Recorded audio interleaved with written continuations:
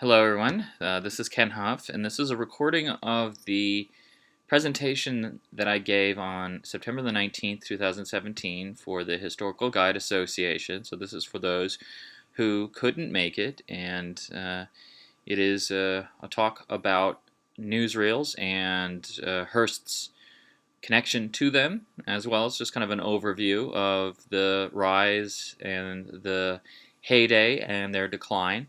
And at the end of this presentation, I will also attach the film clips that were shown during my presentation as well. So to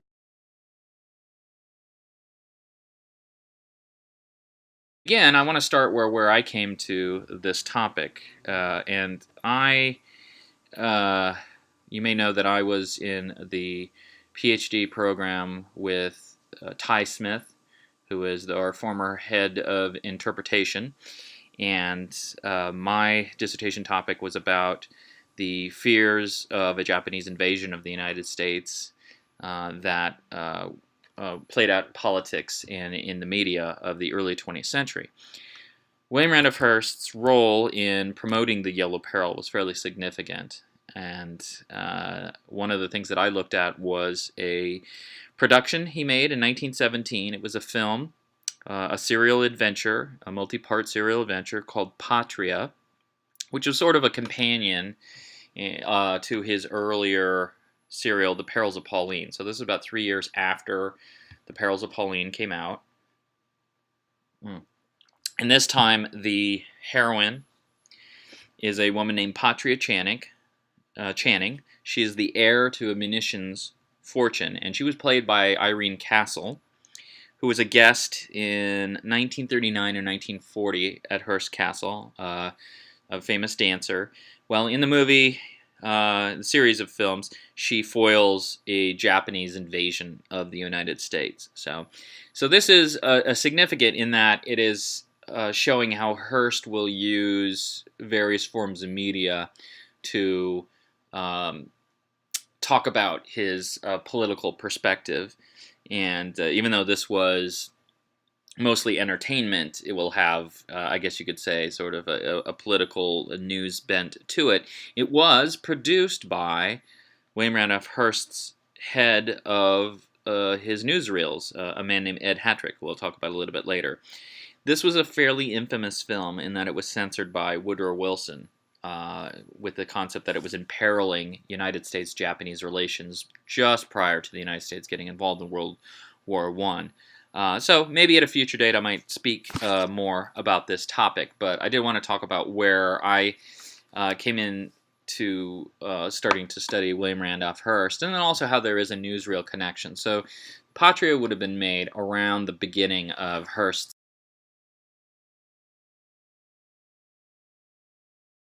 newsreel era. And I'm going to talk today about a little bit, like I said, a little bit of the history of newsreels and then Hearst's role in popularizing the genre. So I'll speak to both the origin and the sunset of newsreels as a genre, and one of basically the key type of news film medium. But the meat of the talk will deal specifically with Hearst's 1930s newsreel editions, and especially those dealing with his views of the growing global extremism and conflict that were happening in that era and that are presented quite vividly in his films. Also, the quest for American security and two of his political beliefs are very clearly laid out in this as well. And then you also see them in the newsreels. So now, some of this talk was based on a chapter that I've written for a forthcoming volume called, the book is called Rediscovering U.S. News Film, Cinema, Television, and the Archive. And this should be coming out in spring of 2018 from Rutledge University Press, or just Rutledge Press. It's a collected works that I have a chapter in, and my chapter is called Home Invasions, Hearst Newsreels, American Preparedness, and the Coming of World War II.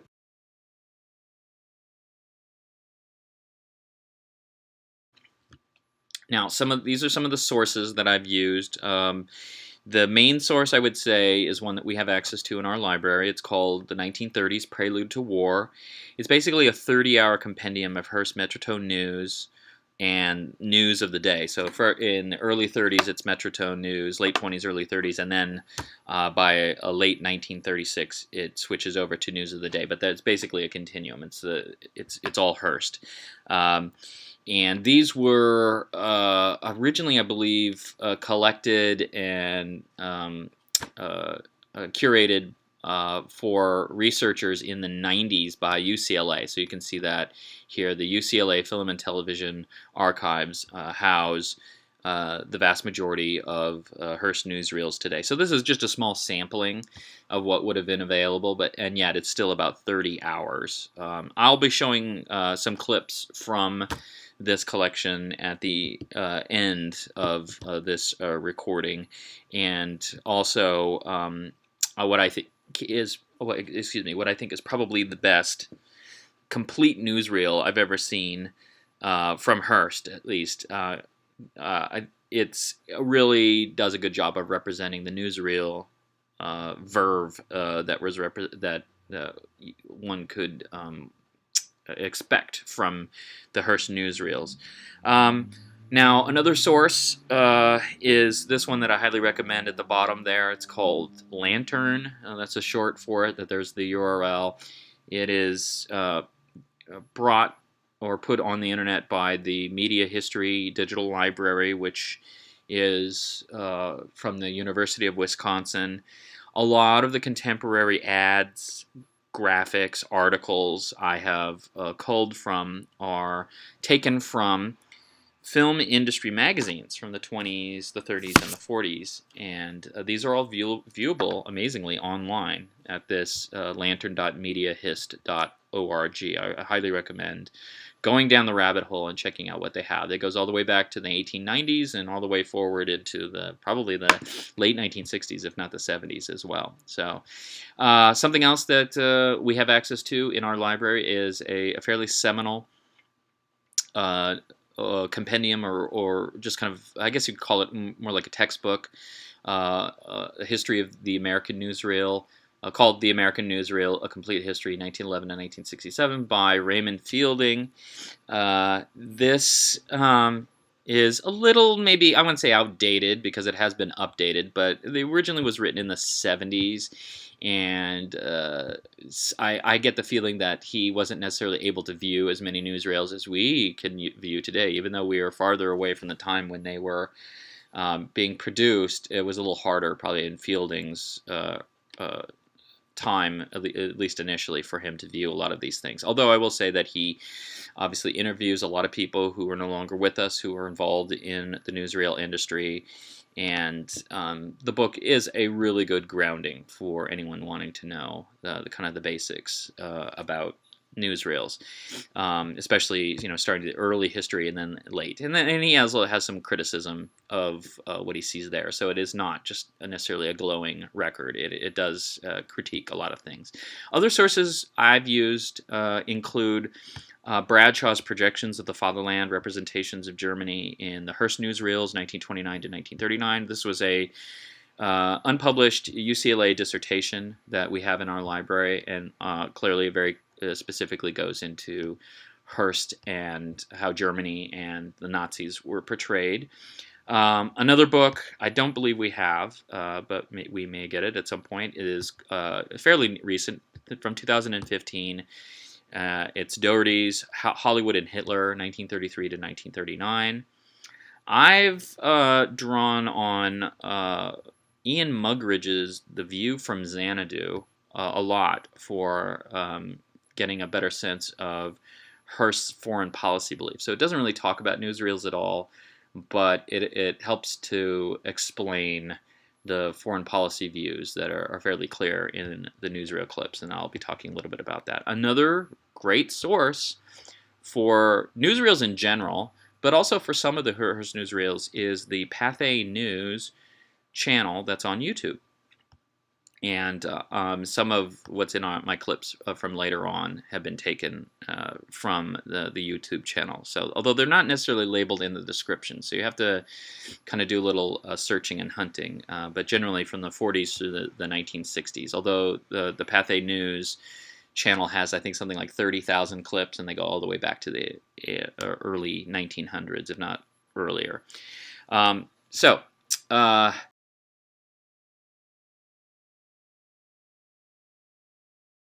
We might forget how inextricably linked Hearst is with newsreels because they're just not part of our daily life today. But if you think to the one film that most people have probably seen that they realize is either based on Hearst's life or is kind of a reference to him or something like that, it's Citizen Kane. And Citizen Kane, it's has a major segment at the beginning or near the beginning of the film that is basically a newsreel. So it's even a major plot point that this the source of information that we get about who Charles Foster Kane was, the William Randolph Hearst character, is doled out through the newsreels, and then this is what launches the investigation into his life because the newsreel maker in the film says that there's something missing and they need more.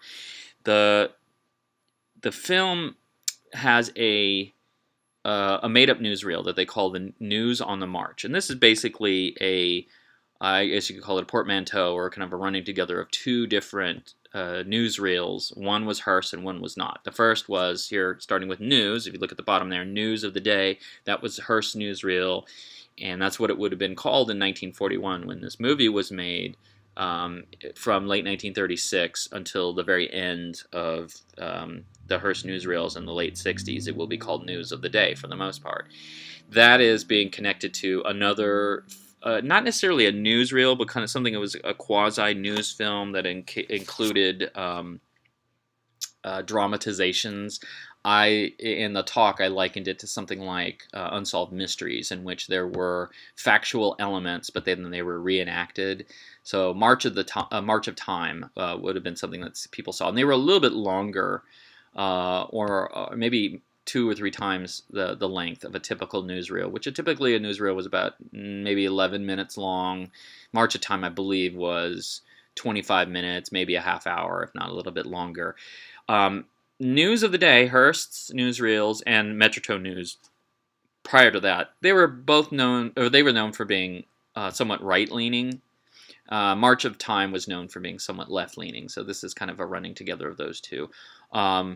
Also, what I think is interesting is the title cards. So pay attention. We'll see some Hearst title cards later on, but this is what starts out the newsreel. And it kind of lays it out, almost like you're reading a newspaper story, in a sense. So, again, Hearst and newsreels. In 1941, Orson Welles and Joseph Mankiewicz would have realized that most people would have known Hearst through his papers, but also through his newsreels. And so this was kind of mimicking what they would be seeing in the movies. Now, Hearst was a pioneer and a popularizer of the newsreel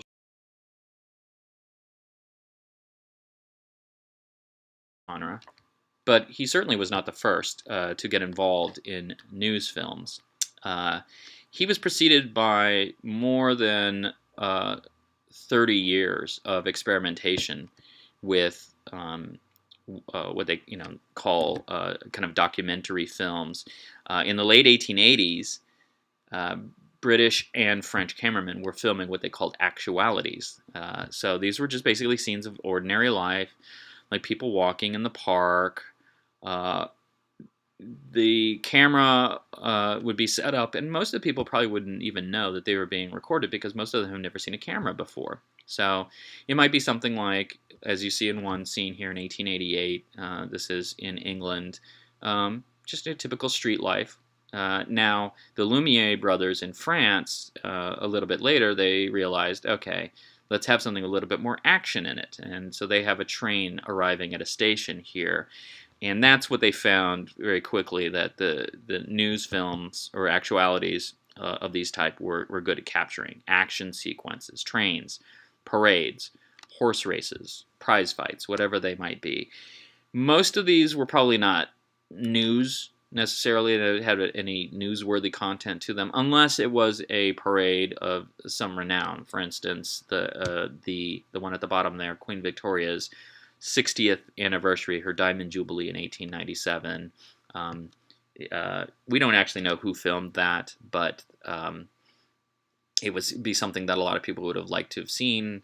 And even in England, it was probably hard for a lot of people to get to London when that was happening. Other examples of that would be like the coronation of Tsar Nicholas II in 1896. And so these actualities, especially the ones that have a little bit more newsworthy content to them, become more and more popular, mainly in Europe. It's not really until the early 1900s that there is a drive to have this kind of media in the United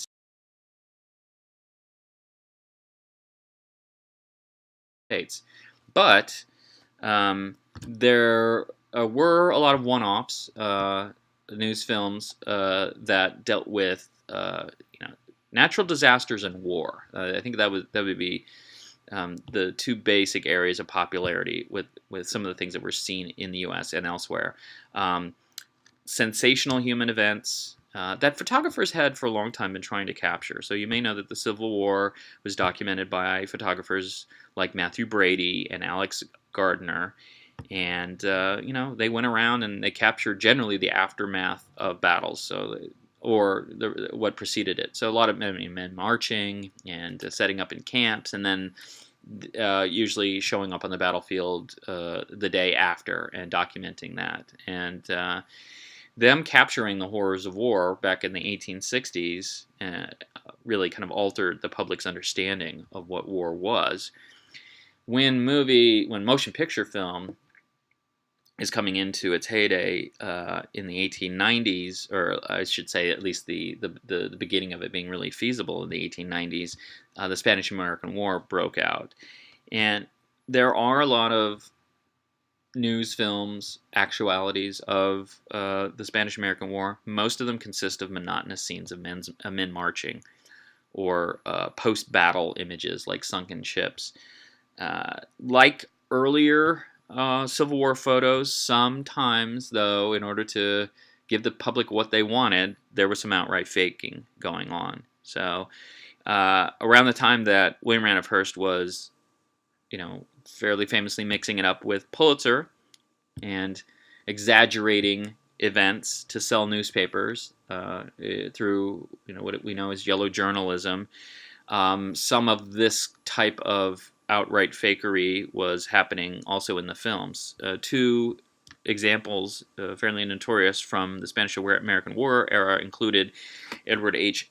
Amet's sinking of Cervera's fleet, the Spanish fleet that was in Cuba that will be destroyed by the American fleet, and another one was called the Battle of Santiago, which was made by J. Stuart Blackton and Albert Smith of Vitagraph Studios. Both of these films, neither of which survives, although we do have stills like this, still images, they both used models. They both used firecrackers, and I believe they used either watering troughs or bathtubs. And they were set up probably on a rooftop in New York somewhere, so they get a little bit of natural light in there. I did read about one in which I believe it was Blackton's, in which Blackton's wife was smoking a cigar off camera and then blowing smoke, and so the smoke you saw in the shot was cigar smoke. It's unlikely that audiences bought it, that they thought that these were real, but they were kind of accepting that this was the next best thing to actually seeing a battle. By the way, Hearst is going to later partner briefly with Vitagraph, so if anything, he realized the power of motion pictures by this point in time. Another example of this, not a war, but a disaster, was F.A. Dobson's faked San Francisco earthquake fire footage for Biograph, another studio, early silent studio. And here we see a photograph of one of the movie makers here, the prop guy probably, where a miniature city has been constructed out of shoe boxes and set aflame, and he is in there with his uh, watering can, apparently putting it out, and it looks like he's either been caught by surprise or maybe he's kind of standing in front of it to suggest that this is the faking. That it's everybody is in on the joke in a sense. Okay, so but this is what's the problem with news film early on.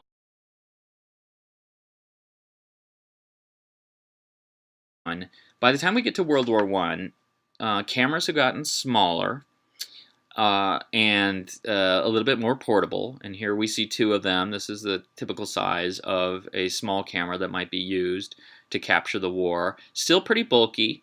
Still have to put it on a tripod, so you're potentially in harm's way if you're filming combat scenes.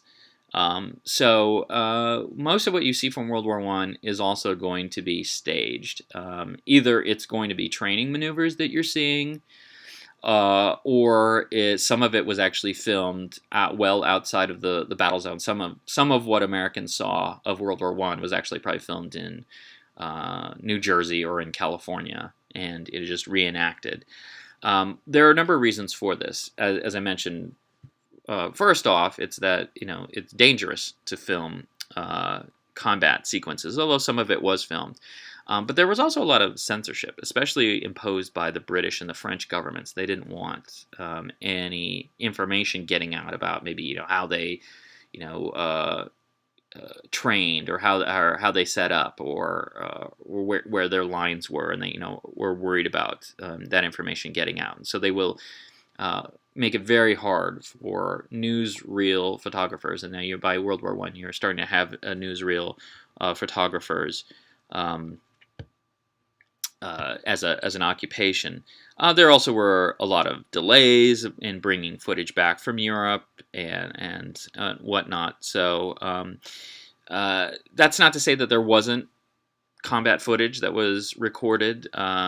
As the equipment got smaller and smaller, it was easier to use. You had automatic cameras to be set up. There was a story in Fielding's book about a French cameraman who was killed in the Battle of Verdun, and his automatic handheld camera kept filming even after he was killed instantly by shrapnel in the trenches there. So I will say that World War I is for a lot of cameramen will actually be the training ground for a lot of Hollywood directors later on. Victor Fleming, who was the director of Wizard of Oz, Ernest Schoedsack, who directed King Kong, Joseph von Sternberg, who will direct Marlene Dietrich in many of her films, including Blonde Venus, George Hill, who will be a guest at the Castle in 1929, one of his big films of the silent era, I believe, is called Tell It to the Marines. So there's others. So they got a lot of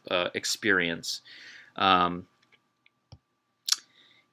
Another thing, too, that happens is that World War I temporarily destroys the European economy and its native film industry, especially in France, especially in Germany. And this will be a boon to American film industry, which had a lot more money to spend on talent and technology. And then, of course, they weren't devastated by World War I. And so American films will quickly fill the void, and they will be, maybe you could argue even to this day, still the most popular, one of the most popular exports of the United States. And the newsreel industry will, of course, be a part of this. Now, another thing I want to point out here is that there is a man here pictured. His name is Ed Hattrick. His name is Ed. I've seen it both ways. This is one of those little points of contention where he's either called Edgar or he's called Edward or Eddie. It's Edgar in our guest list of the people who visited, because he's at the castle many times, he was the head of Hearst's International News Service photo syndication department, and then later on his newsreels and most of his motion pictures. So it's Edgar in the guest list. Fielding, the author of the American Newsreel, he has him as Edgar. Nassau calls him Edward, and so does Pizzatola. So, and I've seen it both ways in some of those industry magazines that I was talking about, but we'll call him Ed. He was the one who first got Hearst interested in news film. He first started experimenting around 1910, 1911 with it, and he suggested that Hearst make a one-off news film of the inauguration of Woodrow Wilson in early 1913. So that was probably the first thing that Hearst ever did in terms of news film. And then later on, like I said, he will become Hearst's main executive in charge of motion pictures. Here he is in 1918 when he was helping to film The Trenches. And he probably was filming in combat zones, but likely after battles had happened. So.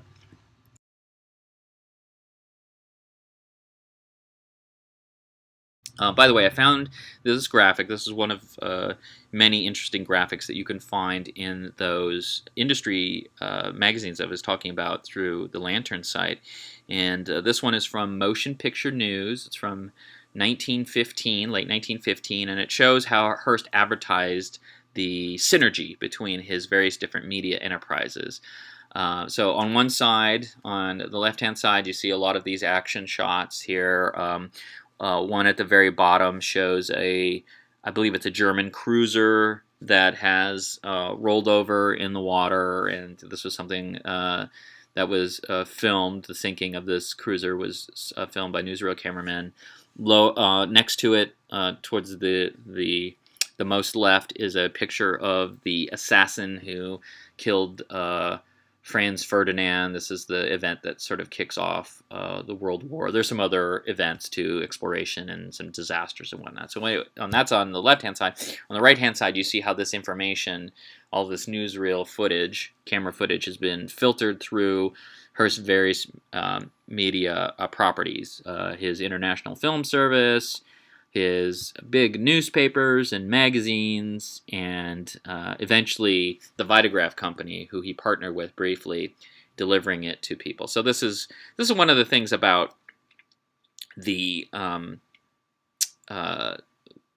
Hearst media that was different from most of the other newsreel makers, is that there was a media behind it. There was newspapers, there were magazines, and other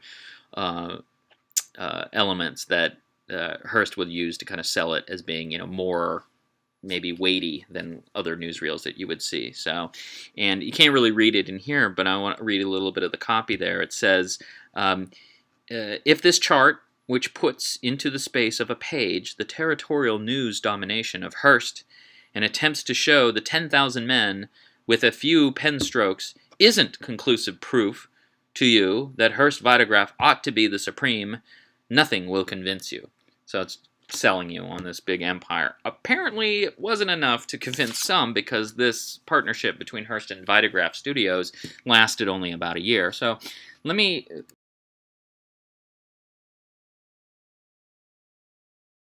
look quickly at some of the various different Hearst newsreel companies and partnerships, and there are many of them. This is really a kind of a short history of newsreels, early newsreels in a nutshell, because there were probably about 40 or 50 different newsreel companies in the early years, and they generally would only last a few months or a year at most.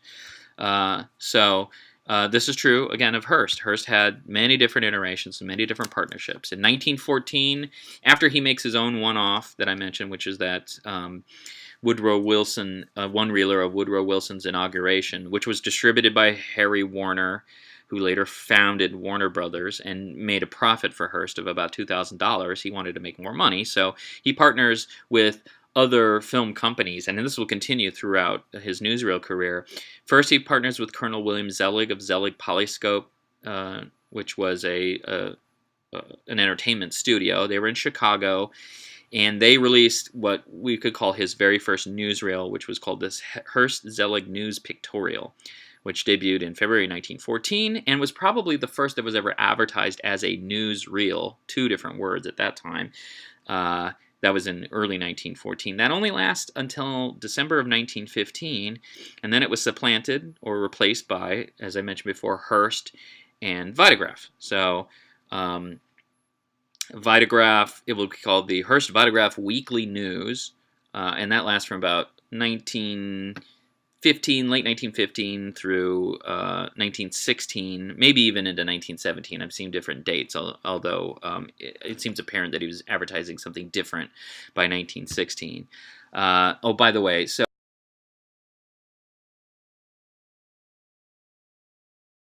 this is same, basic information here, except that this new piece, this is from the same ad, and it says, Hearst Vitagraph News Pictorial, formerly Hearst Zelig, now better, right? The idea that, that's why he switched gears, to finding, a different company. We don't really know why. Maybe Hearst just wanted to have a better deal, better distribution, who knows. But Hearst will, after this, he will start releasing a different version called the Hearst International News Pictorial. That name, International News, will come and go. Remember, International News Service was his news syndication service. He will also partner with a French rival company called Pathé, and it will be called Hearst Pathé News. This lasts until about 1918. After 1918, or around 1918, Hearst will drop his own name for the first time from his newsreels, and he'll dub it the International News, because there was a backlash against Hearst. There were suspicions that he was pro-German, and this was a time of very high propaganda, and kind of like you're either with us or against us kind of mentality. Hearst did have German information coming through his news. He always wanted this kind of more comprehensive perspective on the news. He also allowed the Germans to use some of I believe, the undersea cables that went between the United States and Europe, and they had been cut off from a lot of those. And so in exchange, he had this working relationship. He also had a very contentious relationship with the British during World War I. But in order to kind of avoid some of the controversy, he took his name off briefly from his own newsreel, although sometimes you see these advertised as Hearst News, so I guess it would depend on the different market in which it was playing. The International Newsreel, or International News, or Hearst News will be what most people would see from 1919 to 1929, and he will partner in distributing that both with, I think you can see at the bottom there, Universal, and then also with MGM Studios.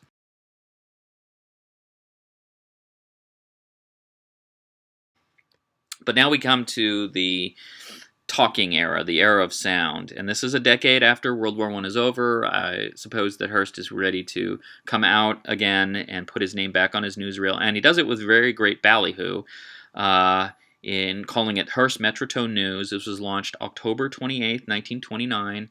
This was the day before the stock market crashed. He rented out an entire newsreel, or an entire theater, which was a newsreel theater called the Embassy Newsreel Theater. So that's all you would watch in that theater in New York. And I think for at least a month, you only saw Hearst newsreels in that theater. And this is where the title of this talk comes from, Hail King Newsreels, from an early ad campaign. And we saw that at the beginning there with the newsreel van. Here's another shot of one of the newsreel vans that Hearst and other companies would have used. This is a great example of how newsreels were both news and entertainment, right? So here you're using plenty of starlets here to sell it as being something fun and maybe, not exactly all about the news. Hearst Metrotone News will be produced for MGM Studios, and that will be the distribution studio for most of Hearst newsreels for most of its time. Hearst will also, though, partner with Fox Movietone News, which was a rival, but they did work in partnership for a while. They both had things to bring to the table. Hearst had the news gathering capacity of this enormous media empire, and Fox, at least at the beginning, had a patent, an exclusive patent on sound recording, or at least the type that Hearst wants to use. And you can see in this ad on the upper left where it says, "You see and hear the news." So that was the big deal about the Metrotone News. And so the tone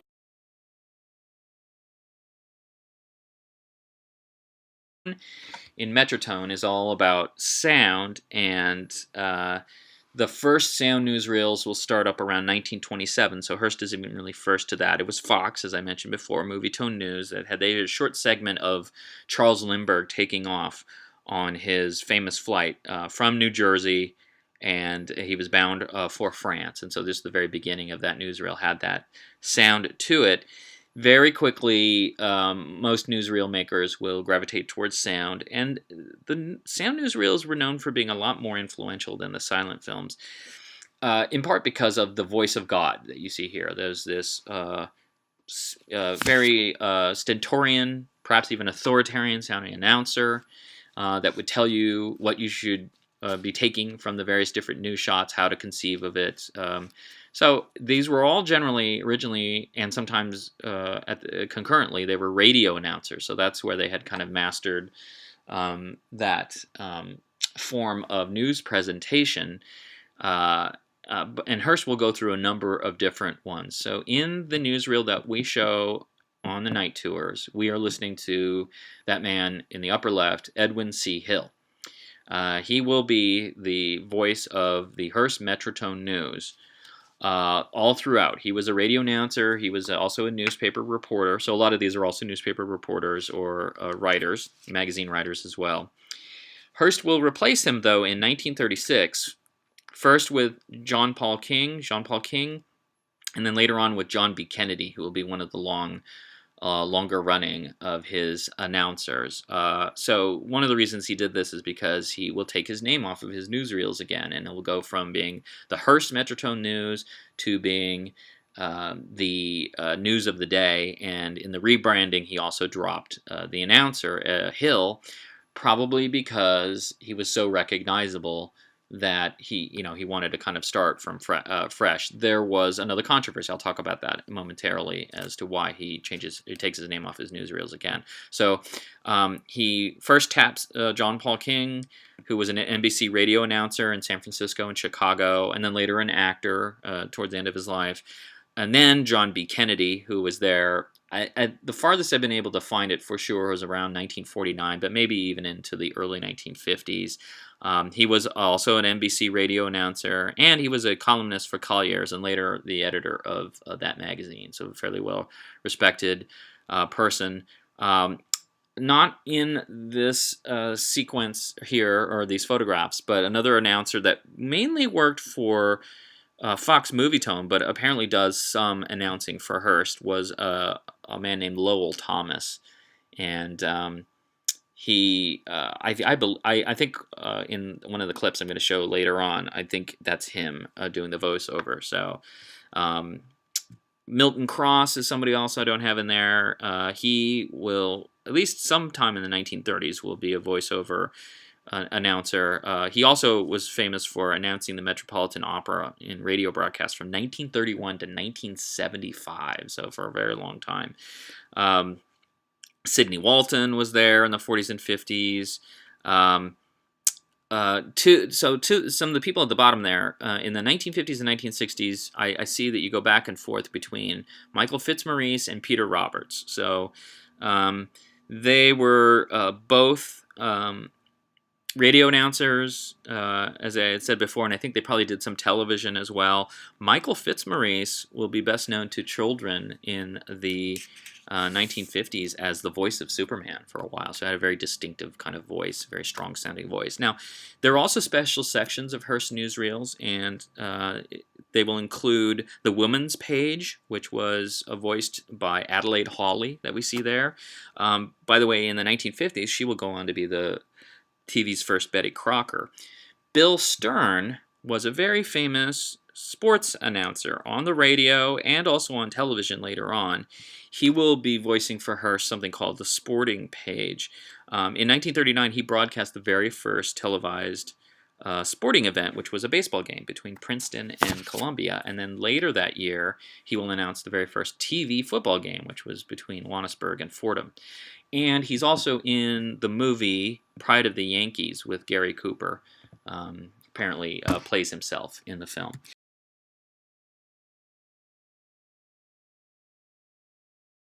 So, By the 1920s, there's a lot of standardization of the form of newsreels. After the war, the speed of the filming, the developing, and the screening of newsreels increased quite a bit. You even saw that at the very end of World War I. There was a 1919 post-war victory parade in New York that was filmed in the morning, and the film was very quickly developed, and it was shown in theaters by that afternoon. And this shows you how quick that was happening. That was actually before the parade had ended. That you could be in the movie theaters watching the parade on screen, and they were still outside marching down New York City. It was a very large parade. But by the 1920s, you have the big five newsreel companies. They're the major newsreel companies that will continue on throughout the 20s, the 30s, and in some regards even into the late 1960s. They are Pathé News, Universal, Fox Movietone News, Paramount, which will be the last to really start up in 1927, and then of course Hearst, and the two different versions, which are Hearst Metrotone News, and then later on News of the Day. 85 to 90% of all of the 8,000 movie theaters in the early 1920s were showing newsreels. And they typically, as I mentioned before, were about 9 to 11 minute editions. Usually they were shown about twice a week.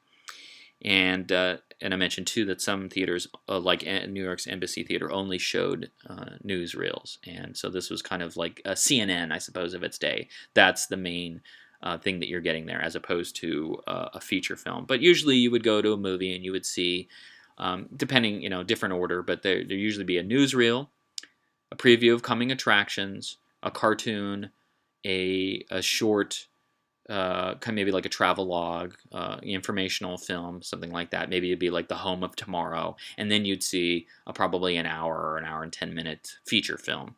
That was kind of a typical thing. So by the late 1930s, there were 100 or more full-time newsreel cameramen working for the 5 different companies. Sometimes they shared footage with each other. That did happen. Often, though, there was a lot of competition. Sometimes they were stealing shots. Some would have an exclusive to a race or some other sporting event, and there would be an attempt, to sneak a camera in by a rival newsreel company in order to record it. Usually what would happen, though, if there was some kind of an exclusive, the newsreels that captured the exclusive, if it was an event maybe like the Hindenburg blowing up, they would have exclusive rights to it for a day or two, and then they would give the footage, sell the footage to the other newsreel companies so that they could also show it too. So there were full-time newsreel cameramen. There were also a lot of freelancers out there by the late 30s, and at least by Hearst, they were paid about $35 a day, plus a little bit more money for the film stock that they were using and whatever good footage. If it was really good footage, they would be paid a lot more.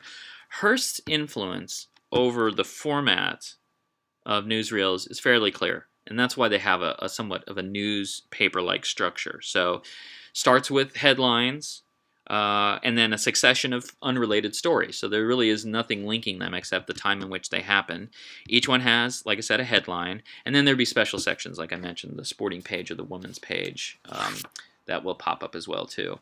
Sometimes the shifts are really jarring between the different stories. In one that I watched from 1937, it jumps from auto workers striking in Michigan to a bloody siege of Madrid during the Spanish Civil War, which Variety will call Grim Reaper material. So it was fairly graphic for most audiences of the time.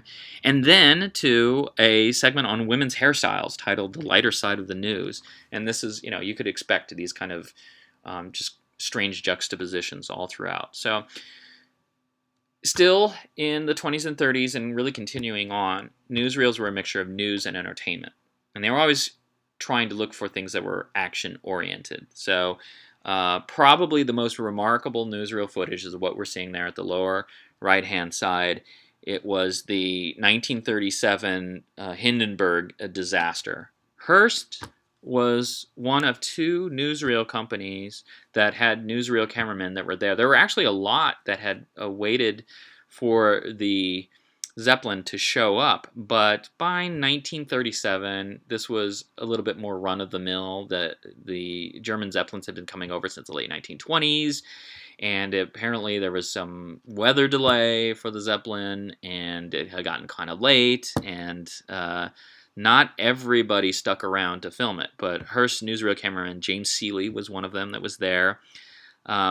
So I read that one of the other cameramen from another different company, he left after it was delayed. I think probably an hour or more, and he said that he had tickets to a Broadway show that he was going to take his girlfriend to, and so he left. Can you imagine missing that scoop? I'm imagining that either he got the tongue lashing of his life, or he didn't last in the newsreel world very long. So that was rare, though. Of course, you don't necessarily have disasters like this captured on film. So that's why it's still kind of considered to be like the holy grail of newsreel footage. Now, let's transition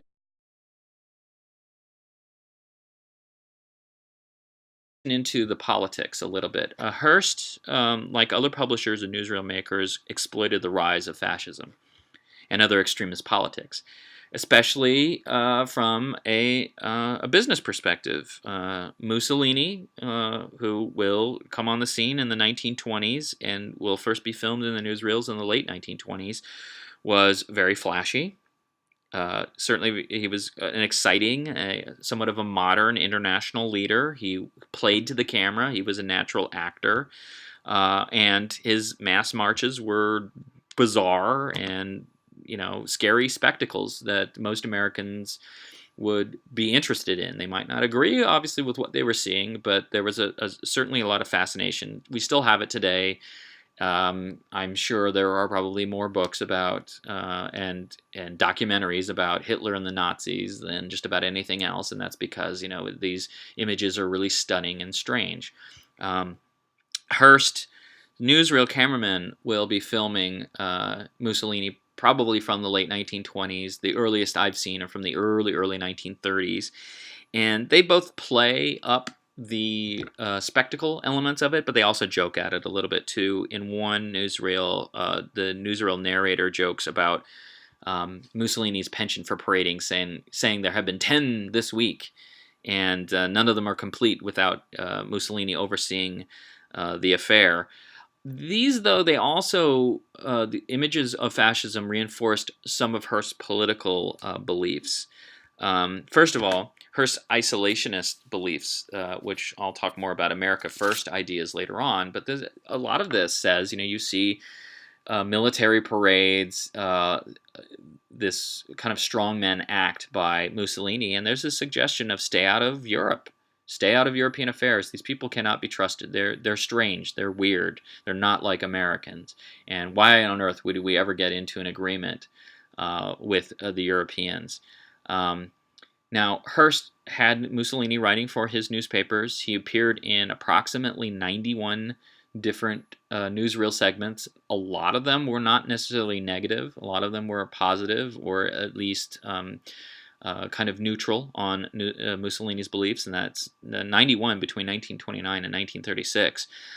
Hearst's tone, however, will change over time. He believed that Italian fascism, at first, might be a workable middle path, somewhere between monarchy and communism, two things that he detested.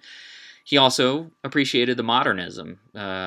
We might forget, but that's how fascism sold itself, is that this was a new way, and it was one that embraced technology quite a bit, including movie making. So you can see in that upper left-hand picture, that is one of Hearst's newsreel cameramen right behind Mussolini as he's giving a speech, and Mussolini definitely wanted to use modern media to his advantage to get the word out. So, however, by the late 30s, Hearst starts to see Mussolini as more of a threat to stability, as opposed to being a stabilizing force. And the public also, probably by that time, had become more critical. One thing I want to emphasize, though, is that Mussolini in the early newsreels, Hearst will depict him as being the main mover and shaker in Europe. He thinks Britain and France are decrepit, and he's wary about Russian communism, and he basically sees Mussolini's got something new to try. and that might actually be the new way of things. And so when he does start to talk about Hitler, Hitler is looked at as being a kind of an upstart, and so that this is a news of the day headline: "Dictators meet, Hitler hails Mussolini." So that's that's one of the ways that he was depicted. Hearst will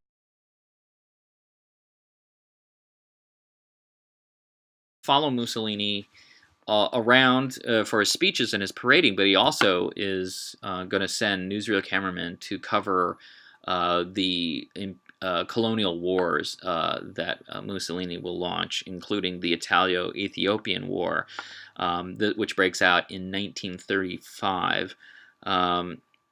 And to do this, he will send one of his most famous and one of his first newsreel cameramen, a man named Ariel Vargas. He's named Captain Ariel Vargas because he was given an officer position in the British military towards the end of World War I. Although he's not a Brit, Vargas was an American. He was born in Chicago on the South Side in the 1890s, and in the early 1900s he began working for Hearst's Chicago Examiner, and showed a skill with photography, and so he worked for eventually the photo division of the International News Service by 1911, and that was when he was noticed by Ed Hattrick, who I mentioned before, starts out in starts the Hearst newsreels. He will train Vargas, and Vargas will be sent to cover news stories for the newsreels very early on. So he will be sent prior to World War I. He'll be sent to Mexico to cover the Mexican Revolution and to film Pancho Villa. Vargas will be working for Hearst from the early 1900s all the way into the 1950s when he retires. But during World War I, he kind of got a reputation as being somewhat of a daredevil for some of his battlefield exploits. And the picture here on the right-hand side, it's kind of hard to see what he's doing, but that's Vargas kneeling down, and he is helping to defuse a Zeppelin bomb that had been dropped I believe that was dropped in England in 1918. So, and that would be around the time that he was also working for British in military intelligence. So, in the 30s and in the 40s, Vargas will continue to work for Hearst Metrotone News and News of the Day, and will be sent to different places where there's action, whether it's earthquakes, the outbreak of a disease, some kind of political developments, or of course war. So he will cover war in China, he will cover war in Ethiopia, and he will cover war in Europe. He was also the first, apparently, to photograph inside the Vatican. Now, one of the things I want to point out too in this ad, this was in one of those industry magazines, so this was aimed at movie theater owners, and telling them that they should book the Hearst newsreels because of the action they're going to see. And this is one of many instances in which it sort of makes fun of Hearst's role in the Spanish-American War. So you see the copy at the top. It says, "Okay, boys, you can start the war now." That's almost a kind of an allusion. It seems to me to be an allusion to the infamous saying, which Hearst probably didn't say, but it gets attached to him, of "you furnish the pictures, I'll furnish the war," talking about the Spanish-American War. So kind of a little knowing joke to that. We'll see some more of that later on. One thing I want to say about Hearst and the war. At first, Hearst is in support of the imperialism on display. He's very clearly, for the most part, thinking that Mussolini's forces have a civilizing mission and that they're bringing modernity to Africa. Later on, though, he's going to sour on the autocratic ways of the fascist Italians. The militarism that's on display gets to be a little wary. He gets a little wary of that. The violence, of course, the spreading of warfare. So there's more criticism that will pop up in the newsreels. And I think what Hearst realized, as a lot of people saw by the mid-1930s, that a world war was going to break out. Something large was going to happen. Also, he probably switches because this is one of the things that there was a backlash against. There was a boycott against the Hearst newsreels for being pro-fascist. And so he will start to subtly change, yeah, to more keep up with maybe public opinion. Hearst, if nothing else, was a populist.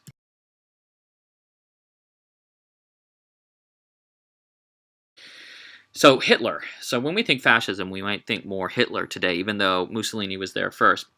By contrast to Mussolini, where Hearst does change his opinion over time, the Hearst newsreels seem to be decidedly negative in their portrayal of Hitler from the very beginning. At first, Hitler is cast as being just basically a belligerent upstart, a copycat of Mussolini. That's where you see this is the first mention of Hitler, and I believe this is from 1930 or 1931 in the Hearst Metrotone News. It says Metrotone News films Germany's new Mussolini. So it already makes him seem like he's copying what Mussolini's shtick. So that's the original kind of look at Hitler. Whereas Mussolini would be shown talking to hundreds of thousands of people and standing, very theatrically in balconies, and over all of this Roman ruins and architecture that was in Italy. Hitler's version, his National Socialists, he generally in the early 30s, and this is before he had taken over Germany, he'll be shown standing in the back of a car, and there will be hundreds of people there as opposed to thousands, or maybe even just dozens and dozens of people, and it looks a little bit more ragtag.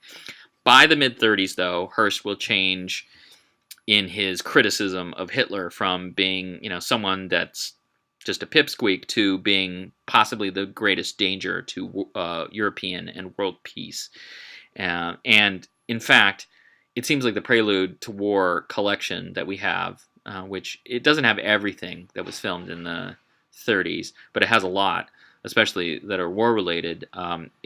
We see that the Hearst newsreels almost spare no they spare no opportunity to criticize Hitler. Almost every turn, there's a criticism of Hitler. They even take jabs at him during just kind of human interest events. There's one where they're filming the flight of the Hindenburg around Germany, obviously before it exploded, and they start criticizing the autocracy of Hitler and saying that you get thrown in jail if you say bad things about him. And so that's pretty clear early on. It gets even worse, of course, as the wars start. And so it very quickly transitions from Hitler being the follower to being the one who's really in command. Another thing to point out is that Hearst was showing that there were protests against Hitler. In New York, this is in the early 30s, there was an enormous march. And it was of the Jewish American community, although it was led by an American general from the First World War, who's leading this protest against Hitler's persecution. So, in contrast to Hearst, there were other newsreels like the Fox and the Paramount newsreels that some historians, like Thomas Doherty, who writes the Hollywood and Hitler book that I mentioned before, they said that they were much more flagrant in their use of Naziganda. The Nazis heavily controlled most of the news gathering that happened in Germany from a certain point on, so you had to play ball with the Reich's propaganda ministry under Goebbels, and so everything would be very stage managed, as opposed to what you see in the early 30s in the Hearst newsreels. You would have these enormous rallies that looked like Hitler was the second coming, and they basically had to agree not only to use that material but not to cut it, or else they'd be cut off from it later on. And usually Fox and Paramount played ball with them. Hearst was not as strong in that for the most part, so he had probably less footage of Hitler to use. His pro-German reputation, though, will come back to haunt him from World War I, and he was kind of incautious. He had a big ego, obviously. Hearst had a fairly big ego, and he thought, hey, if I can go and have a meeting with President Coolidge or FDR or Hoover and convince them to change their policy, why can't I do this with a foreign head of state like Hitler? And so he had a meeting with Hitler in 1934 in a fairly misguided attempt to talk him out of his violence and his anti-Semitism. And of course, this will later on lead to more charges of Hearst being pro-German or pro-Nazi. There was a very big backlash against Hearst's newsreels, and also his media in general, but his newsreels. Leftists, mostly students, at, for instance, Amherst and Williams College, but also on the West Coast, I believe UCLA and UC Berkeley would go to his newsreels, and they would chant, "We want Popeye, we want Popeye," to kind of block out the narrator.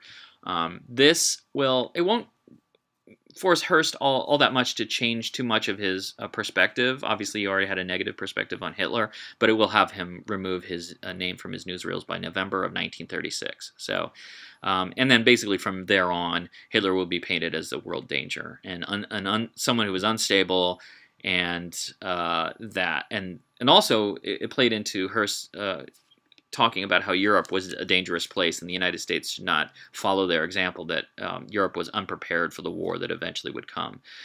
And yet, as bad as Hitler looked and as terrible as the things that he was doing, Hearst will remain strongly against intervention and strongly, in an isolationist wing.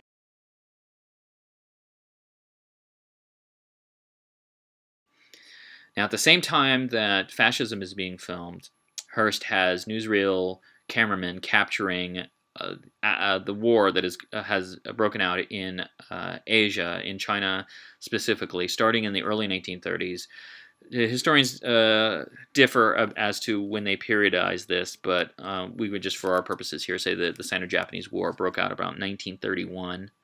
And this was used by Hearst as another reason to stay out of world affairs, that the world has become a dangerous place. Some of the most harrowing images of civilian suffering and warfare ever captured, I think, were captured by the newsreels, and many of them were Hearst newsreels. Here we have, in one shot, the Japanese bombarding Shanghai. That's a warehouse that has a bomb dropped on it. Pay attention to that. We'll see that later on in this talk. Lower at the bottom, we have civilians fleeing from the Japanese invasion in the later part of the 1930s. This also served to validate Hearst's longstanding yellow peril fears, what I talked about. Patria from 1917. Here it seems that his predictions are coming true to a certain extent by the time that we get to the 1930s. For attacking China, Hearst excoriated the Japanese. He called them an aggressive, belligerent, militaristic, ambitious, and impudent nation, intoxicated with its own continual success in predatory warfare. But he was also, like I said, very wary of internationalists like Hoover and FDR, and this is where he kind of breaks with them. And he thought that they might accidentally plunge the United States into a war in Asia, which we really weren't prepared to fight because we didn't have the military strength at that point in time. So when it came to the Japanese occupation of Manchuria, Hearst in an editorial said that it was lamentable, but nevertheless none of our American business.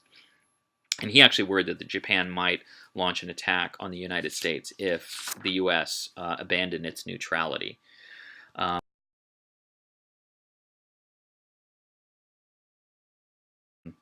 But he was perfectly willing to sell the images. He saw economic and political value of the war. Here's another one of those ads. Again, this one is making a reference to her Spanish-American War legend. And it says there, "You fight the war, boys. I'll take care of the newsreel." So that's in early 1932 that is. That was an ad that was pitched to theater owners. The ad that's on the right-hand side at the top there, that was something that newspaper readers would have seen. And this was beckoning you to go see the war on the screen. And this is, cleverly talking about the ability to get quick news, or quicker than it was in World War I. In World War I, it would take you, have to put it on a steamship, and it would take you, maybe a week to get across the ocean and then have it developed and put in theaters in some cases. Here, you could have it done in days, probably. So it says it happened in China, but you know more about it than the Chinese. And the Globetrotter, by the way, that was a nickname that Hearst used, or as a kind of a moniker that he used for his newsreels in the 30s. Ironically, Hearst wanted us to stay out of wars in Asia and Europe, but the Hearst newsreels probably were among the most responsible for pushing Americans to a position where they disliked Japan to such an extent that they wanted to support China in some way, and that might mean some kind of intervention. So in this process of filming the war, sometimes Hearst newsreel cameramen became on-camera stars themselves. Here is the very dashing looking Floyd Gibbon, and he is reporting there with the eye patch, although I don't believe he was injured in that uh, event. I've seen him in other newsreels wearing that eye patch that had nothing to do with the Sino-Japanese War. But yeah, it gives him this kind of this daredevil look. Here he is describing, using a kind of a radio microphone, the terror that the Chinese civilians experienced after the Japanese bombed Shanghai for the first time in 1932.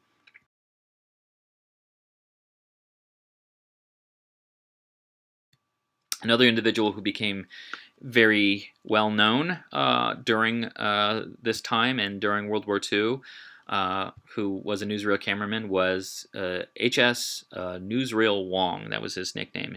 Wong Haisheng was his real name, but he became so adept at capturing this wartime imagery that he adopted this nickname.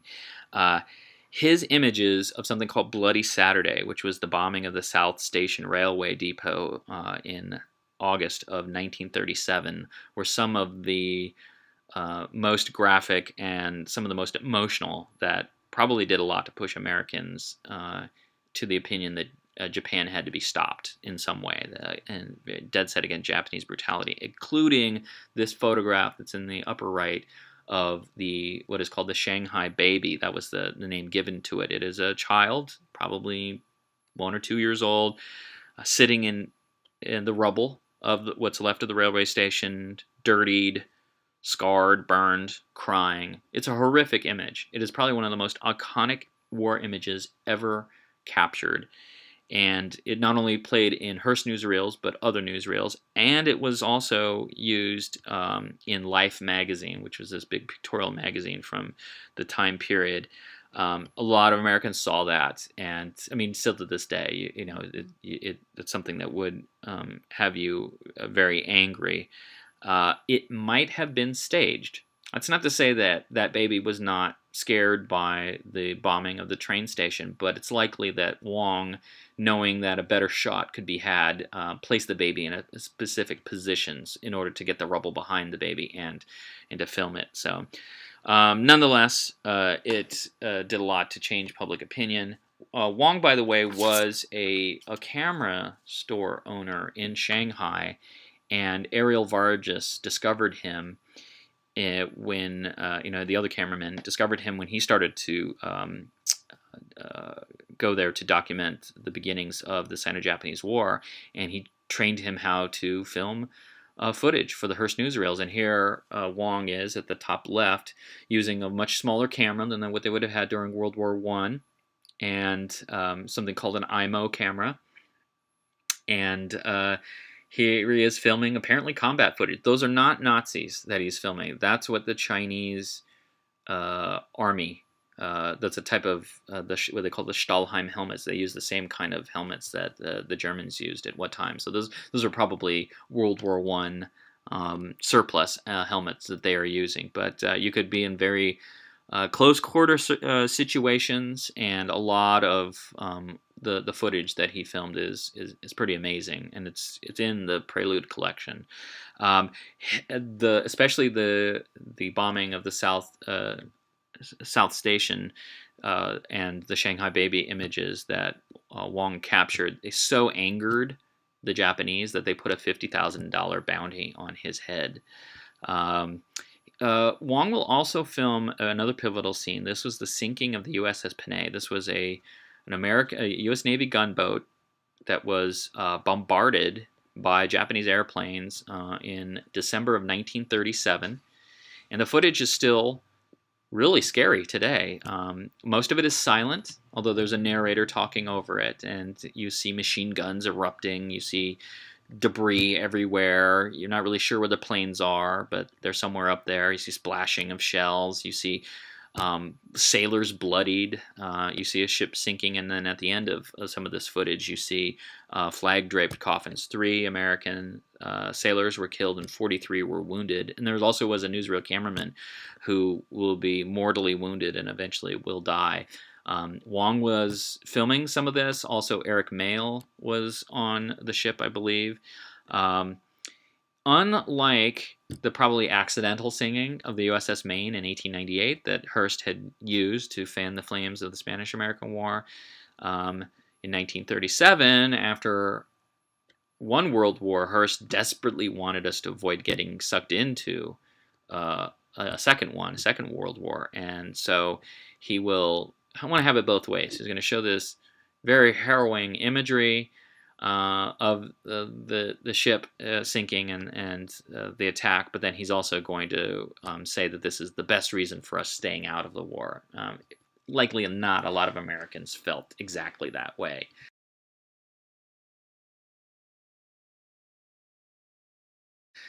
Hearst's perspective actually was, and this is one of his more political beliefs, was America first.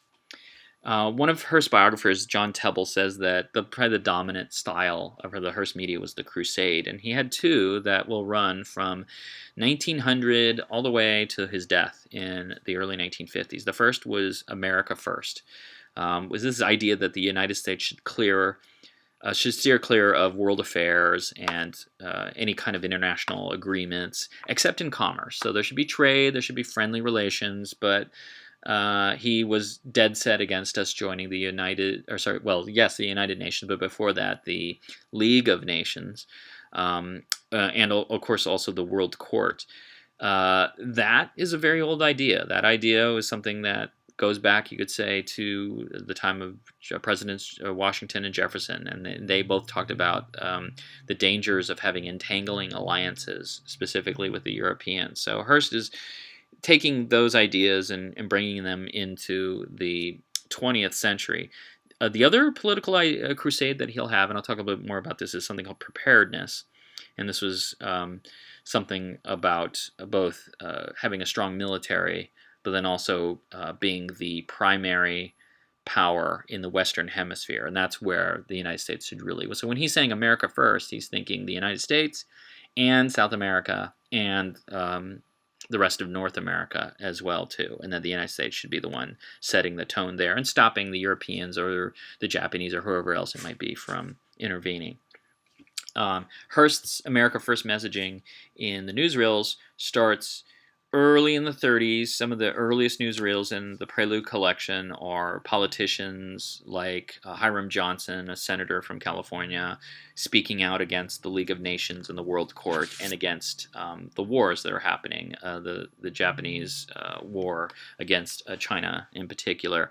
Later, he'll have politicians like Senator Gerald Nye supporting something called the Embargo Act, which was an attempt to keep American corporations from selling weapons to the British and the French right before World War II. Hearst himself will deliver a number of America First type addresses. One, the picture here is a speech that he made in early 1932, arguing that, and like he says here, we should see to it that a candidate is nominated for president whose guiding motto is America First. This was a subtle dig against FDR, who had thrown his hat in the ring. He was an internationalist. He had said things that suggested that there would be some intervention, perhaps. Instead, Hearst advocated John Nance Garner to be president, although he will become FDR's vice president. In the night tours, what we watch is Hearst advocating Buy American. That's also, you could say, that's part of his America First kind of perspective. So first, do things that are good for America, then worry about the rest of the world. Often, his America First preaching is embedded in stories about the violence and extremism that's happening in Europe and Asia, and so you might see some war elements, and then the narrator will say something like, good thing America is safe and secure and peaceful. Ironically, Hearst, while he promoted America First, is probably the biggest popularizer of that message, he never joined the Committee to Defend America First, better known as the America First Committee, that sprung up by 1940, and whose national spokesman was Charles Lindbergh. Hearst and Lindbergh had an interesting, somewhat contentious relationship. Hearst had wanted Lindbergh to be in a movie about his life after he had made the successful trip across the Atlantic and landed in France, and Lindy turned him down. And then Lindbergh will come to despise Hearst's editorial practices. A lot of this stemmed from the sensationalistic coverage of the Lindbergh kidnapping, the kidnapping of his son in the early and mid 30s, and the trial that played out after that. But Lindbergh will go and seek Hearst's stamp of approval and hopefully his support in summer of 1941. He will go and meet with him at Wintoun. We don't know exactly what was said there, but there was probably this attempt to get Hearst in his newspapers to support the America First Committee. Hearst didn't. He did not come out. He never endorsed the committee. They were simpatico in terms of their anti-war stance and this belief in preparedness.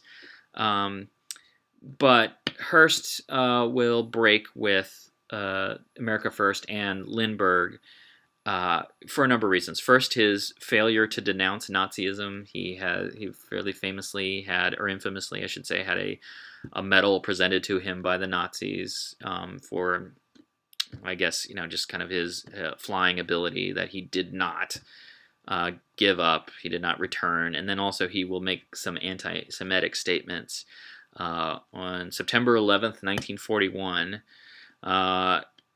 Shortly before the United States got involved in the war, Lindbergh gave a very kind of a bomb-throwing speech called "Who Are the War Agitators?" And I believe it was in Des Moines, where he claimed that the Jewish American community was behind a pro-war agenda. Hearst will first sick his star columnist Walter Winchell on Lindbergh and dub Lindbergh the number one United States Nazi fellow traveler. And then later, Hearst will come out and write an editorial against Lindbergh, saying, quote, "Most fortunately, Lindbergh represents no other American. He most certainly represents no organization worthy of having loyal Americans affiliated with its activities." This was a little late in the process. I mean, the America First Committee had been saying, very kind of suspicious things for about a year. This was probably Hearst doing everything he could to not alienate a group of potential supporters, but also at the same time, distancing himself from inflammatory rhetoric and whatnot. So, but another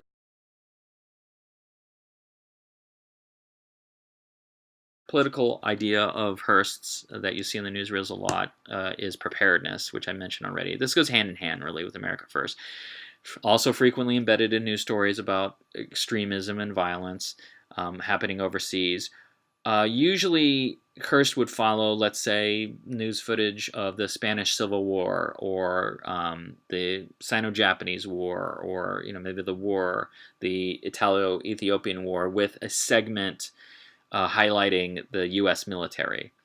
And this was noticed by by commentators who were kind of critical of it. Nation magazine's Oswald Villiard wrote in 1934, "I do not go to the movies very often, but not in a year have I seen a newsreel which did not play up the military or the Navy. I have never seen a Hearst newsreel that did not contain deliberate propaganda of this type." So he was saying that this was very clear in Hearst newsreels. And it just kind of a cursory glancing over in the Prelude collection that we have in the library, 25 of the segments produced between 1931 and 1941 advertise for preparedness in some way. Usually it's big Navy boosterism. Also, Hearst believed that a modern Air Force was essential, and any kind of new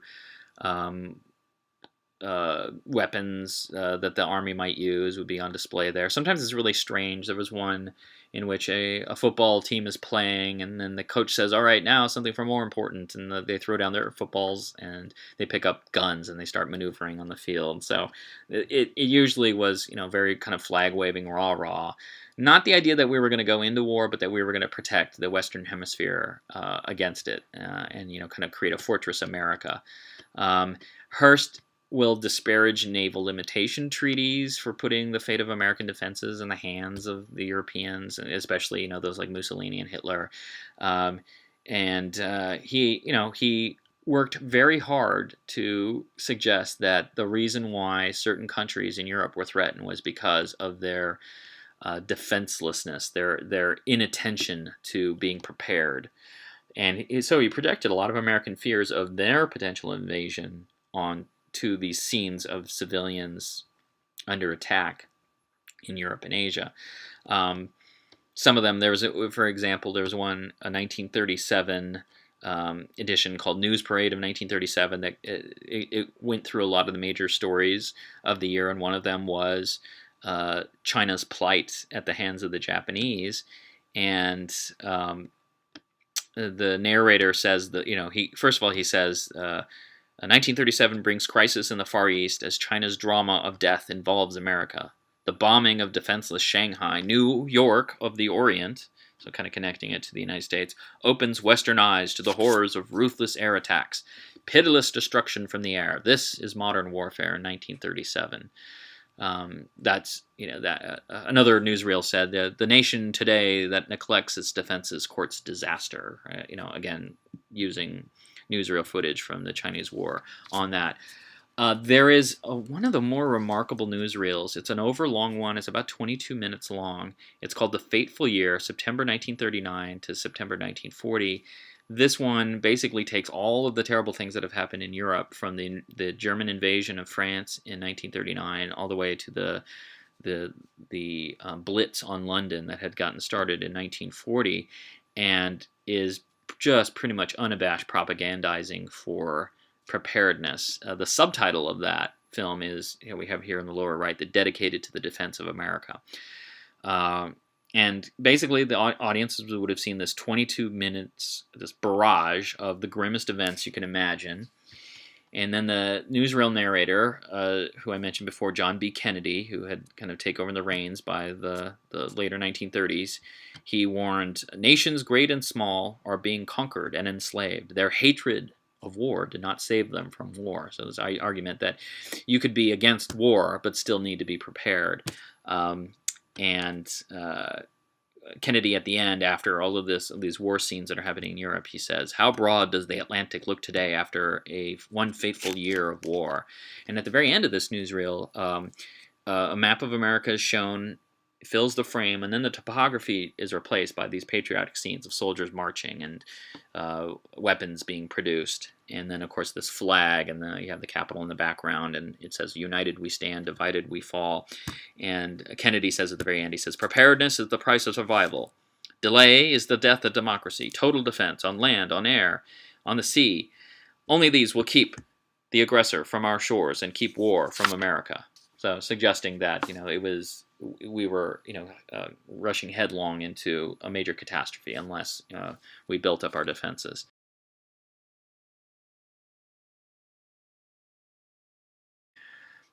By late 1941, though, preparedness alone in service, especially of this America First isolationism, was increasingly unrealistic. Well, even before the Japanese attacked Pearl Harbor, there were Nazi U-boats that were sinking ships right off American shores. There were spies running rampant. There were all these plots for Nazi takeovers of South American countries and whatnot. And so they're testing the barricades of Fortress America, another term that Hearst used a lot. Japanese forces, of course, are the ones who launched the war. That lower panel there, that is the first newsreel that Hearst shows that deals with the war. Although no war footage is shown from the Pearl Harbor attack, most Americans wouldn't have seen anything from the Pearl Harbor raid, anything significant, until late 1942. And in fact, the last newsreel in the Prelude collection is actually a preparedness newsreel. It's the women there standing, and they're being trained for something called civilian defense. And they are shown in uniforms and climbing ladders and kind of preparing for when American cities like New York might be bombed by the Axis powers. That, by the way, was narrated by Adelaide Hawley, who did the women's page, but now she's been brought in to deliver something that's a little bit more political. Anyway, basically this is a suggestion that there's a sober message here that America is going to be very soon facing the same horrors that Hearst had been showing in the newsreels covering the calamities happening in Europe and Asia up to that point in time. So, the same kind of terror might come, unfortunately, to civilians. And Hearst and the other newsreel companies will, throughout the war, first document America's switch over to a wartime mentality, but then also all of the action and the drama of the war. So Hearst, by December 8th, 1941, while he was dead set against us getting involved in the war before that, he will write in an editorial, "There may have been some difference of opinion among good Americans about getting into the war, but there is no difference about how we should come out of it. We must come out victorious and with the largest V in the alphabet." So that's one of his in the news editorials that he will pen. And newsreel coverage of World War II, it greatly burnished the reputation of newsreels. There were a lot of critics who said the newsreels were too much fluff, not enough actual hard-hitting news or any information. Longtime critics of newsreels will come out and they'll say, yeah, the newsreels have gotten tough. They've gotten very educational. They're very important. They're helping Americans really understand the costs of war. So in some ways, it's the high point of newsreels. In other ways, it's kind of the beginning of the end. Most newsreels produced in the United States, including Hearst, between 1942 and 1945, while they might be high in drama and action, they were censored heavily. They were skewed towards propaganda because they were controlled by something called the Office of Wartime Information, also known as the OWI.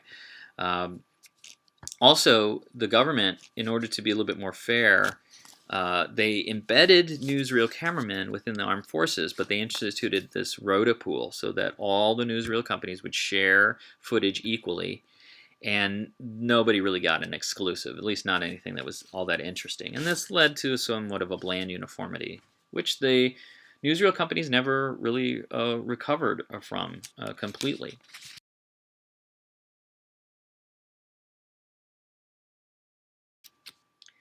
The real thing, though, that causes the decline of the newsreels is the march of technology, and that is television coming on the scene. They were more immediate. Television news reports could be live and on the street, of course. This one here, this is fascinating. This is from June of 1945, so that is a NBC television camera in the middle of New York City filming VE Day, and if you look there, it says at the very bottom that was 14 uninterrupted hours. So there's no way. Newsreels were about, generally about 9 to 11 minutes, sometimes might be, approaching 20, 25 minutes, but 14 hours, that's something that they never could show. And while it might not all have been scintillating, it was in your home. You didn't have to go to the movie theater anymore. So now, I will say that newsreels will still pop up on television. In fact, in the early years, the newsreel companies, which were still operating until the late 60s, supplied a lot of, especially overseas footage to television stations that couldn't send reporters there. And Americans were seeing the best of the newsreel coverage from World War II in documentaries that were created in the 50s, including Victory at Sea. But Hearst, and others had realized that television news and television itself was the new medium of news gathering. And so he will, everyone knows that he bought WBAL in the late 1940s. By the way, WBAL, one of its most famous early shows was Howdy Doody there. The heyday newsreels will have passed by this point in time, by the late 40s and into the 50s, even though they will limp on. News of the Day was one of the last holdouts. Its last newsreels will be shown in the United States in 1967, and then some overseas in 1968. I believe Universal Newsreel Company holds the distinction of being the last newsreel shown in the United States in late December of 1967. But this was almost 20 years after Hearst's death, so it's something that will continue on.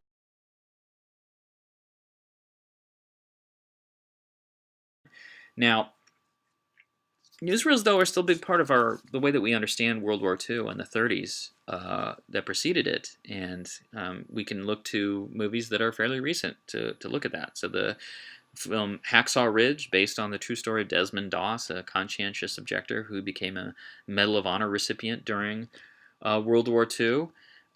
In the film, he is in a movie theater wooing his girlfriend, I think soon to be wife, and the character, at least, that he's based on, or that was based on him, first starts to recognize that the world is a dangerous place beyond, relatively quiet America by viewing a propaganda film called The Prelude to War, which had been put together by Frank Capra, but the footage he's watching and what Capra used and the techniques that Capra used to cut them together was newsreel footage. And I said to pay attention to that Japanese bombardment of Shanghai warehouse segment earlier. That footage that is both in Prelude to War, which was made in 1943, and the film Hacksaw Ridge, that is Hearst newsreel footage. So the way we still understand World War II and its dangers is through the footage that was captured by the newsreels, and many of them were by Hearst's. So,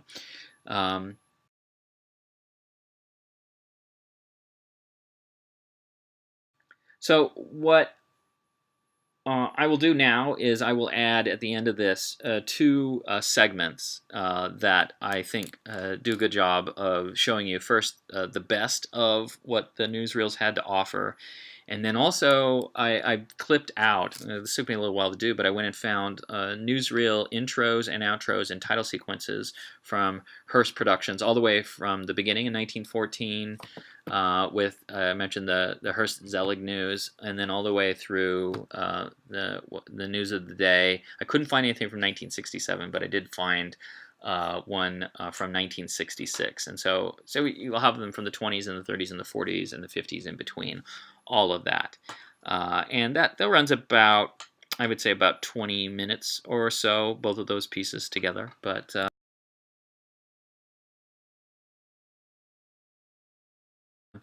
thanks for tuning in to this, and I'm more than happy to share a little bit of what I learned on this project.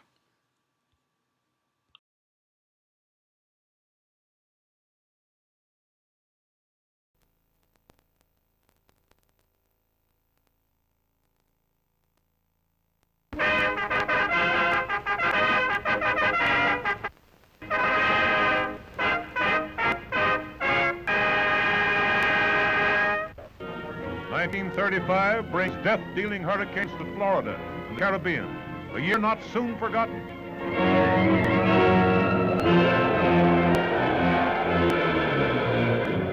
Sturdy liners flung on reefs by the storm fury, the air full of calls for help.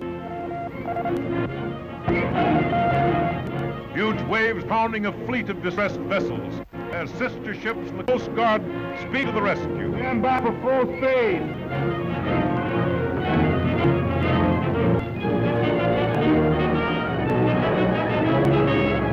Skippers on the lookout, rescue crews on the alert, ready to uphold the tradition of the sea. Stirring scenes filmed as they occurred in the wrecks of the steamships Rotterdam, Dixie, Havana, and Mohawk, on which 45 died. Hundreds on pleasure cruises suddenly made actors in ocean dramas. Into history go deeds of heroism indelibly recorded.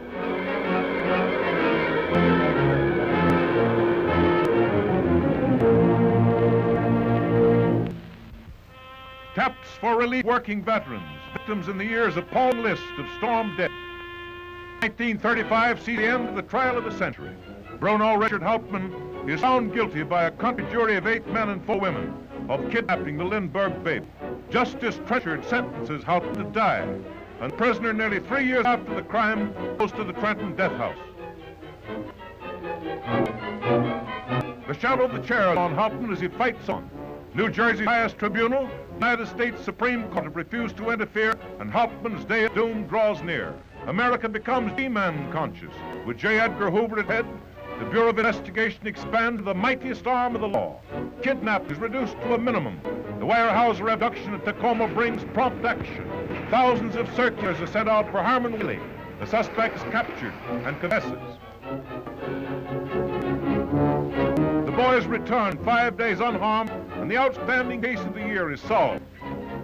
To 1936 roars the G-Men's warning to public enemies.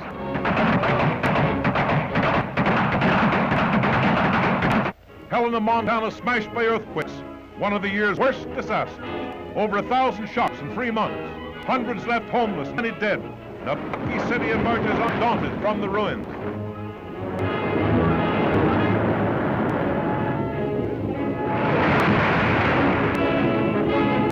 Drought leaves its mark for 1935. Dust storms vary Kansas and Colorado farms. It lasted, fortunately, only a few weeks, and a prosperous harvest erased the harrowing memory. Forest fire rangers have a busy year. Their biggest job was the $8 million inferno that swept over 100 square miles near Hollywood and Los Angeles. For days it raged, destroying many homes in the Malibu Beach movie colony. Senator Huey P. Long assassinated. 1935 brings a tragic end, an astounding personality. Into the $5 million capital which he built file 180,000 bewildered mourners. And so departs the stormy peat of politics and one of the nation's most picturesque public characters.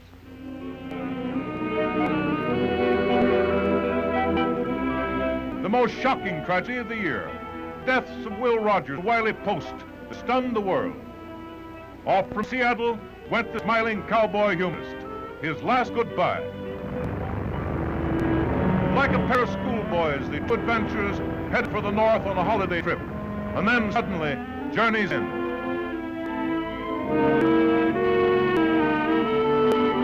"1935 sees the end of the Macon, her last flight. Flying to the fleet, she leaves the Golden Gate. A storm strikes her in the night. A call for help snaps out. Metrotone graphic visualization of the disaster. The lights recall as the Air Queen goes for doom.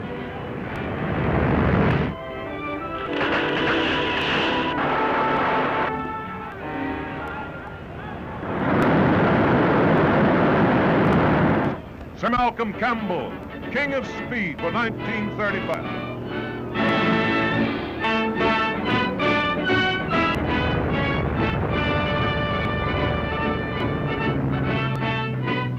Close call. Death threatens an attempt at 300 miles an hour. But back he goes and he makes it. The Normandy, France's bid for supremacy of the seas, makes her debut. $60 million worth of luxury and speed, the new Sea Queen arrives at New York with all transatlantic records broken. Captain Stevens and Anderson head the year's greatest scientific adventure. For the glory of the Army and the study of the mysterious cosmic rays, they risked their lives exploring the stratosphere. Over 13 miles up they rose, highest ever flown by man.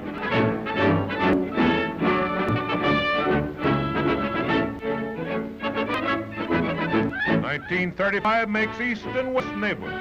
Over the round trip of 18,000 miles, Captain Edwin Music writes history with a China clipper.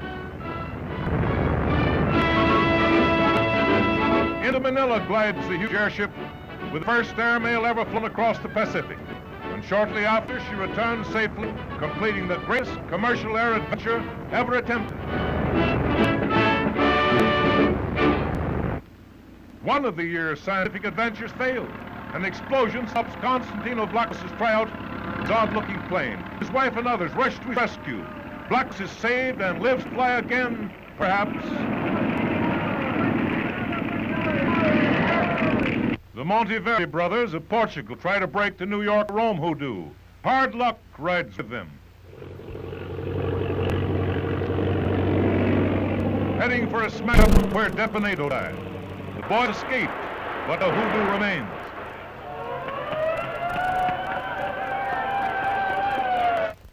War writes flaming pages on the calendar of the year. Mussolini, adamant, defiant, carries on his conquest of Ethiopia in in the face of Europe's peace and the League of Nations threats.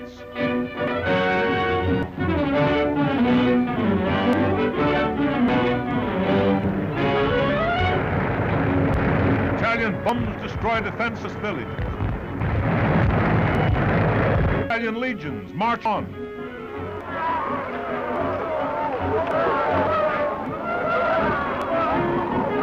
Amid the turmoil, Emperor Haile Selassie remains serene, hoping for the best. Great Britain acclaims King George's Silver Jubilee. His popularity, undimmed by war, strikes oppression. The empire hails the 25th anniversary of his reign.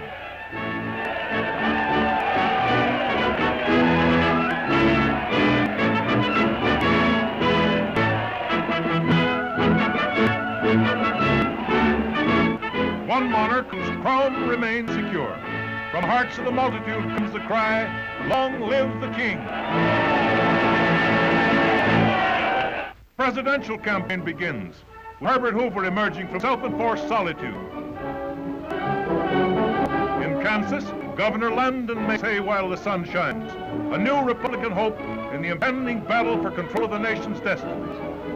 1935 finds the New Deal under heavy fire, but political clamor is stilled as the president of San Diego speaks for all America.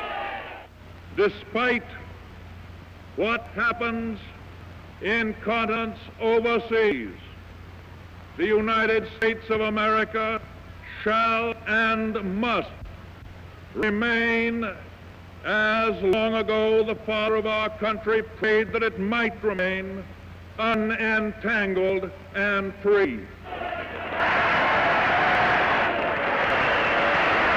Goodbye, old year. Hello, 1936. Now all together. Happy New Year from our gang and Hearst Metro News.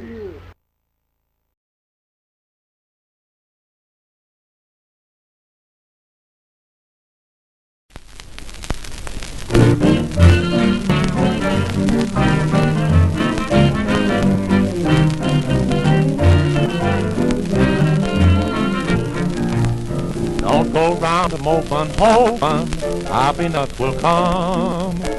That's not the way. It doesn't pay. If you want happiness, just help yourself to some. Why don't you try to take life the way I do? Let the whole world sigh or cry. I'll be high in the sky, up on top of a rainbow, sweeping clouds away. I don't care what's down below. Let it rain, let it snow. I'll be up on a rainbow, sweeping the clouds away. I have learned life's lessons. Fighters who always win are those who can take it right on the chin and grin. And so I shout to everyone, find your place in the sun, up on top of a rainbow, sweeping the clouds away.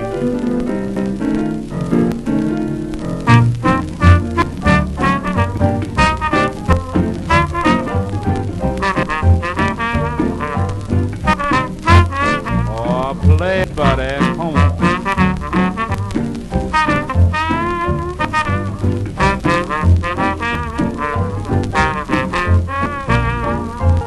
Lay down that trombone and pick up the trumpet. Wait till you hear Buddy play that old trumpet. Come on, Bud, right here. Wah wah, come on.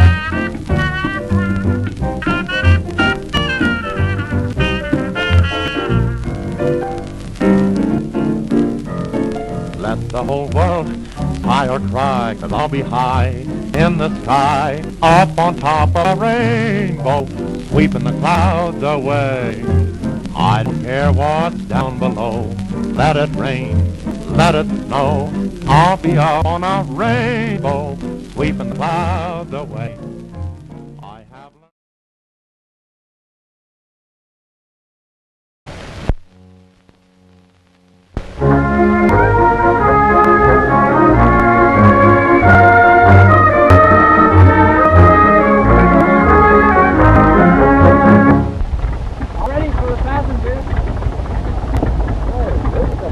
Good girl.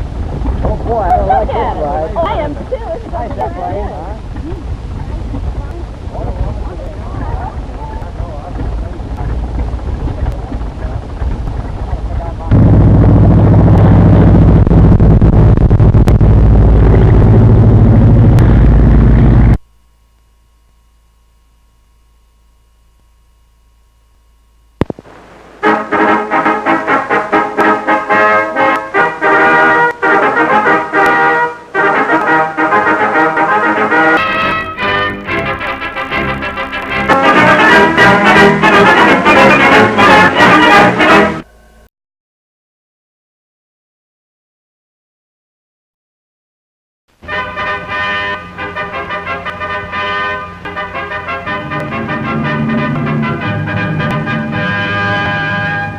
(1935) sees the end of the trial of the century. Bruno Richard Hauptmann is found guilty of...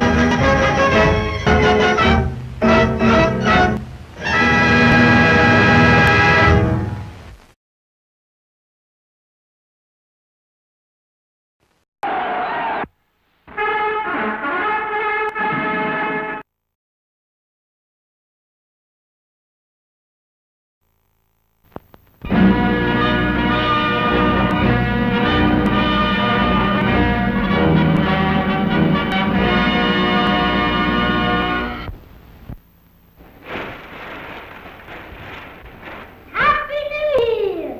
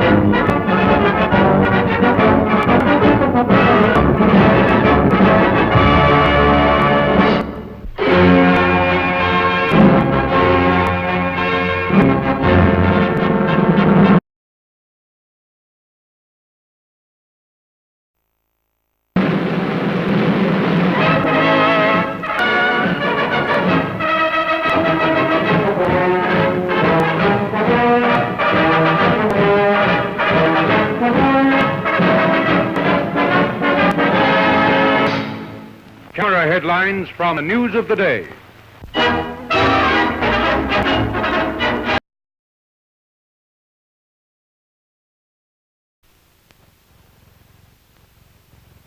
Latest pictures from the world of sport.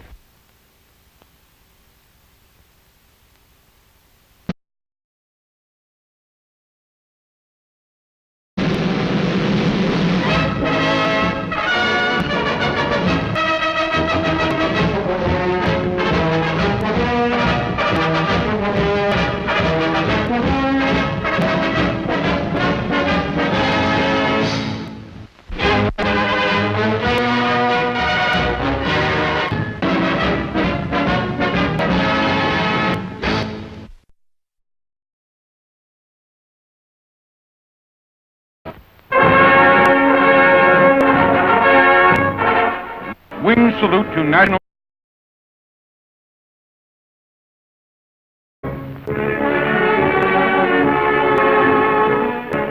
Nature note. Easter bonnets feature flowers that bloom in the spring, and then some. For instance, a fetching pillbox wreathed in poppy.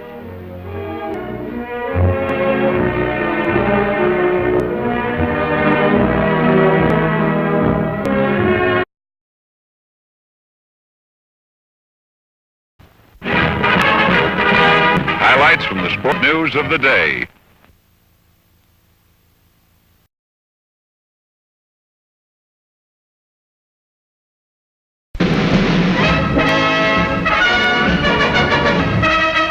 News of the day.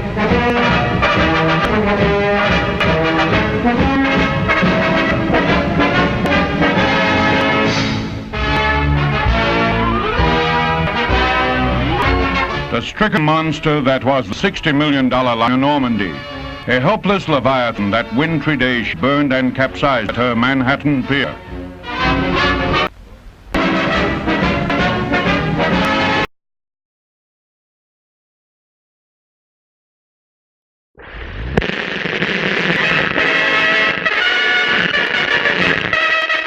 Hammer headlines from News of the Day.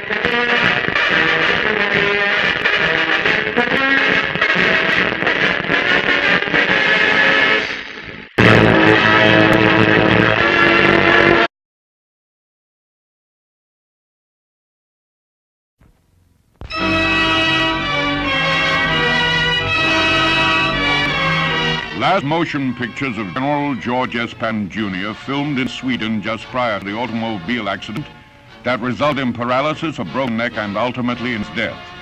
Here in Stockholm, where he competed in the Olympics of 1912, the general entered a pistol match with Sweden's best army impulse marksmen.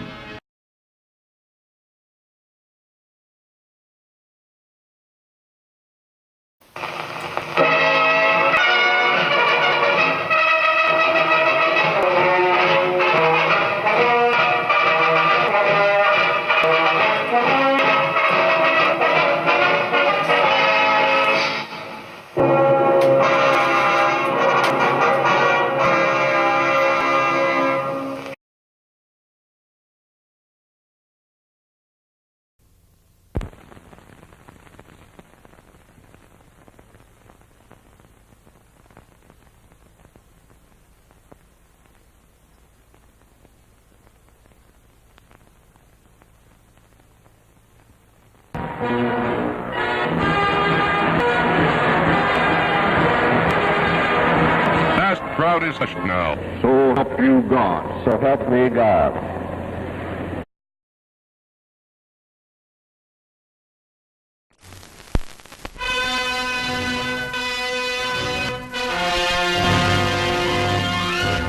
Inside the quake-ravaged capital of Mexico, an eerie sequence of ruin piling up before the News of the Day camera.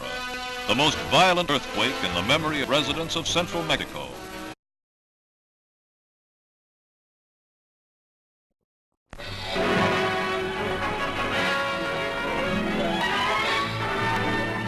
General Charles de Gaulle, among headline personalities in '58, News of the Day chooses him as Man of the Year.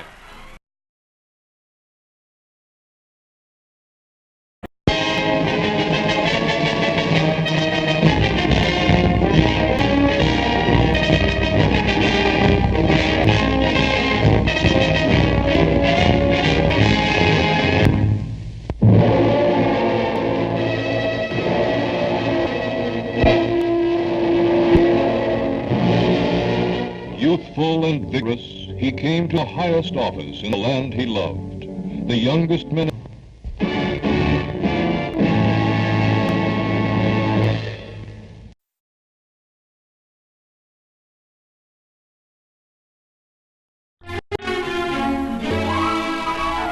The snow is only a news item in sunny California, so little wonder Dame Fashion brings out swimwear with the 65 look. The mesh middle print is a case in point, from the Riviera to the Caribbean and the USA.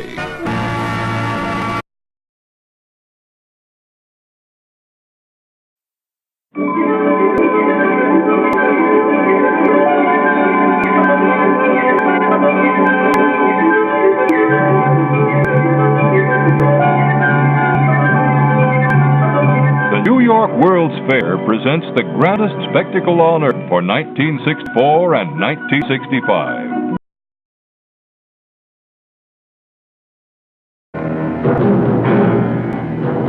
Gutted shells of buildings, flames raging out of control, and an atmosphere of apprehension still hover over the quieting Watts section of Los Angeles. Here for successive days and nights, mostly in the nights, the long hot summer had erupted into violence.